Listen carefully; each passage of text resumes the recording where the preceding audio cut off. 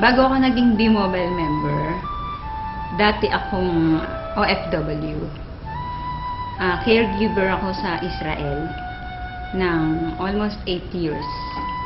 Pero bago pa ako napunta ng Israel, pumunta rin ako sa ibang bansa, sa ibang lugar.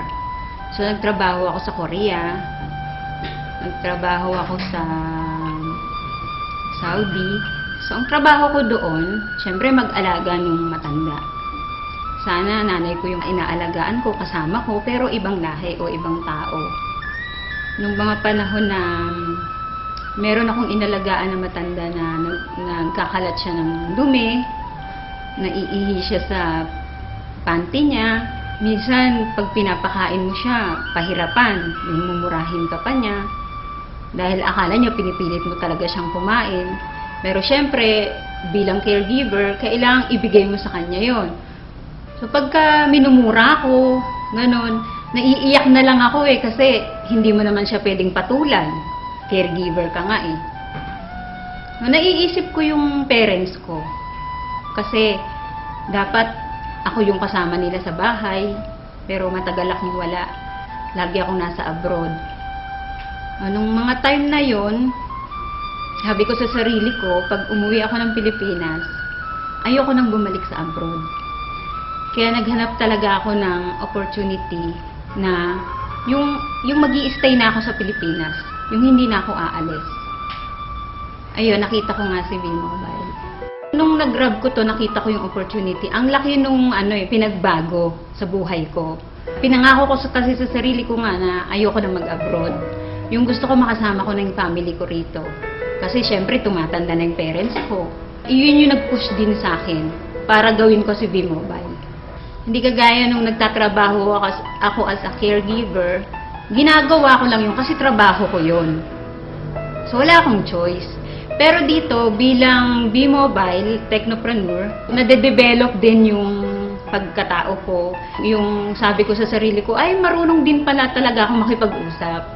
Yung isang pinagpapasalamat ko na nandito ako ngayon sa B-Mobile, yung nagkaroon ako ng time sa sarili ko, nakakapunta ako sa iba-ibang lugar. Kasi sabi ko noon, pumupunta ako ng abroad, pero ang Pilipinas hindi ko nalilibot. So ngayon nagagawa ko na siya. Napupuntahan ko na yung mga lugar na hindi ko napupuntahan noon dito sa Pilipinas. Sa mga OFW, huwag silang matakot na umuwi ng Pilipinas. Kasi noon nanlulumo ako sa tuwing sasabihin nila sa akin na, di bali nang mamatay dito sa abroad kahit may gera. Ayaw namin umuwi kasi nandiyan kami sa Pilipinas. Ganun na ba talaga kahirap yung Pilipinas para ganun lang sabihin nila? Tapos yung kahit na malayo sila sa mga anak nila, sa pamilya nila, basta ang mindset nila, ang nasa isip nila, sa abroad lang nila mararanasan na magkaroon ng pera, na maibigay sa pamilya yung pangarap na gusto nila. Hindi ka palaging malakas. Hindi ka palaging may trabaho dyan. Darating ang panahon, uuwi ka rin ng Pilipinas. So ang sabi ko, kung gagawin nyo si B-Mobile, pag uwi nyo ng Pilipinas, meron na kayong ipon, meron na rin kayong gagawin. Sabi ng kuya ko sa akin, nung niyayaya ko siya, sabi niya sa akin, wag mo na nga akong isali sa ganyang kalokohan, sabi niya. Sabi ko, hindi naman kalokohan si B-Mobile, kasi negosyo nga yan eh. Pinapakita ko nga sa'yo na dito, maliit lang yung capital, tapos may malaking potential income, sabi ko sa kanya. So sabi niya sa akin, baka mamaya, magpasali ka dyan ng mga tao. Yun pala, scam yan. Sabi niya, di madadamay pa kami niyan. Patay ko niyayaya mo, madadamay din ako, sabi niya. So, syempre na-hurt ako kasi hindi ibang tao yung nagsabi sa akin eh. Kumbaga, kapatid ko siya eh. Anong time na yon, sabi ko sa kanya, sabi ko sa sarili ko, hindi ako titigil sa B-Mobile.